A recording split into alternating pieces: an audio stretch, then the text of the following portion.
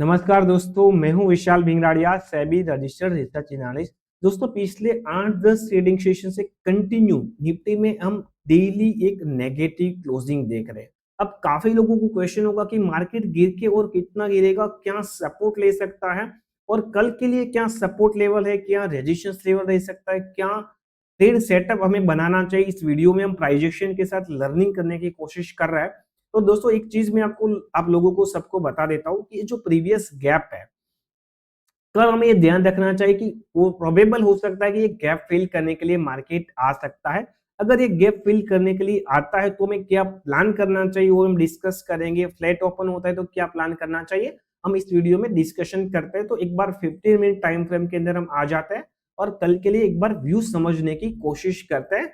तो आपके लिए कल अगर कोई भी ट्रेड सेटअप करना है, प्लान करना है, तो आप एक बेटर अंडरस्टैंडिंग के साथ डेटा देख के प्लान कर पाओ। ठीक है, लर्निंग के लिए दोस्तों ये हम डिस्कस कर रहे हैं कि आप जो भी ट्रेडर हो, अगर तो आपको एक क्लियरिटी पिक्चर के साथ समझ में आ पाए।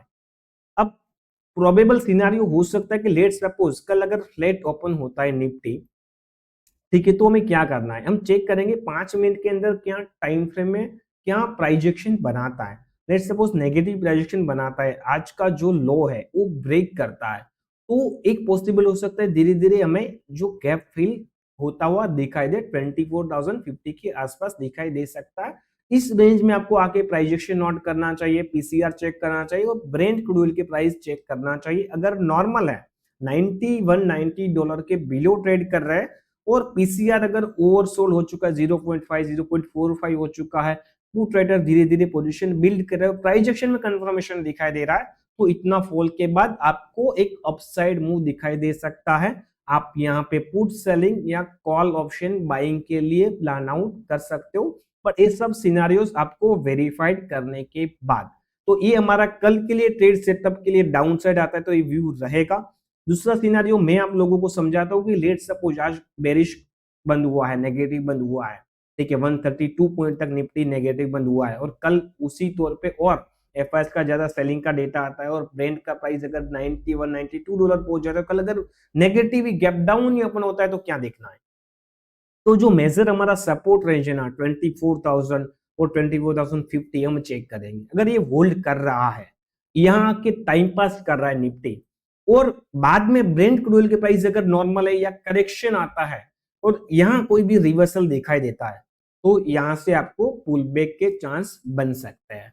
तो ये सेकंड सिनेरियो की बात दोस्तों मैंने कर दी कि आपको प्राइजेक्शन वाई कंफर्मेशन इसी जोन में आता है तो देखना चाहिए, गैप डाउन ओपन होता है तो, या ओपन होके भी अगर आता है तो।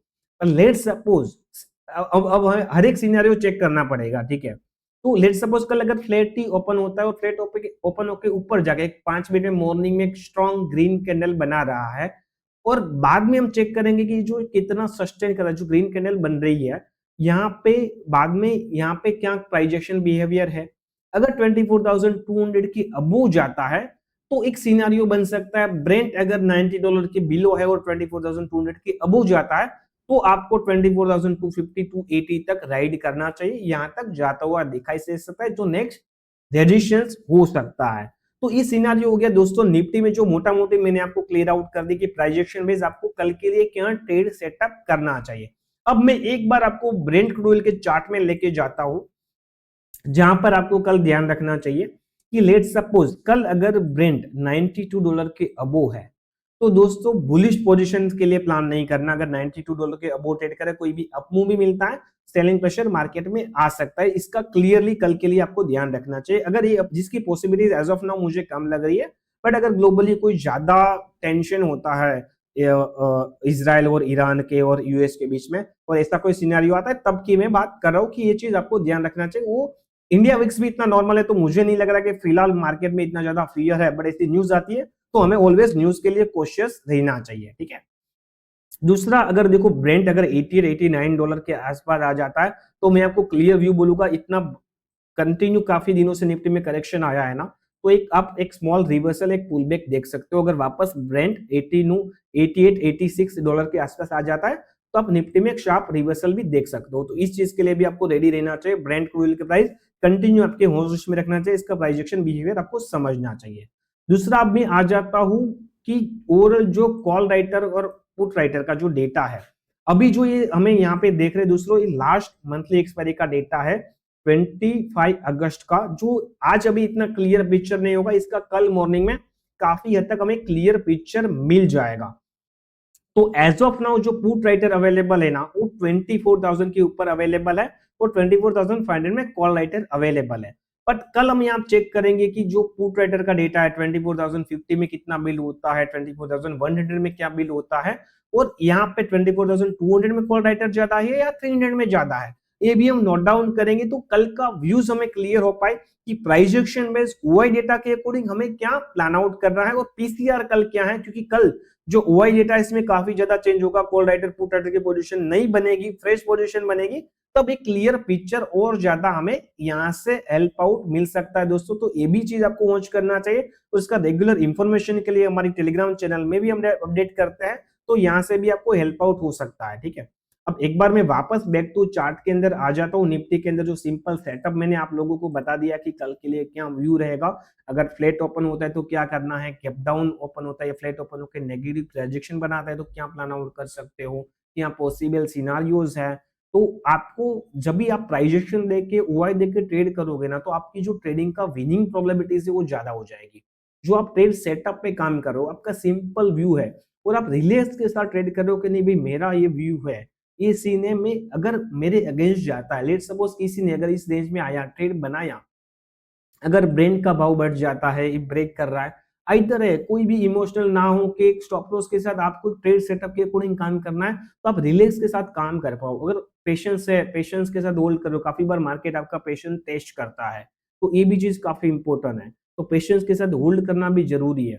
बट ट्राई ये करना है कि थीटा डी के जो ऑप्शन बायर को थीटा डी के रिस्क हो जाता है, तो कितने टाइम पर प्राइस एक्शन बिहेवियर क्या है, कौन सा स्ट्राइक प्राइस आपने चूज किया है, यहाँ पे कितना थीटा डी के है, उस सब चीज को आपको बारीकी से ध्यान रखना चाहिए। अगेन रिपीट करूंगा, ऑप्शन बायर की प्रोबेबिलिटीज बहुत कम होती है, 33% होती है। ऑप्शन सेलर की प्रोबेबिलिटी ज्यादा होती है विनिंग की, क्योंकि उनको साइडवेज मार्केट रहेगा तो भी वो अर्न करेगा, या उनने जो सोचा है उसके डायरेक्शन में जाएगा तो भी वो प्रॉफिट अर्न करेगा। ऑप्शन बायर को एक ही केस में प्रॉफिट होगा कि अगर उसने सोचा है 24,000 का कॉल ऑप्शन उसने लिया, तो मार्केट 24,000, 24,050, 100 जाना चाहिए तो ही इसको फायदा होगा।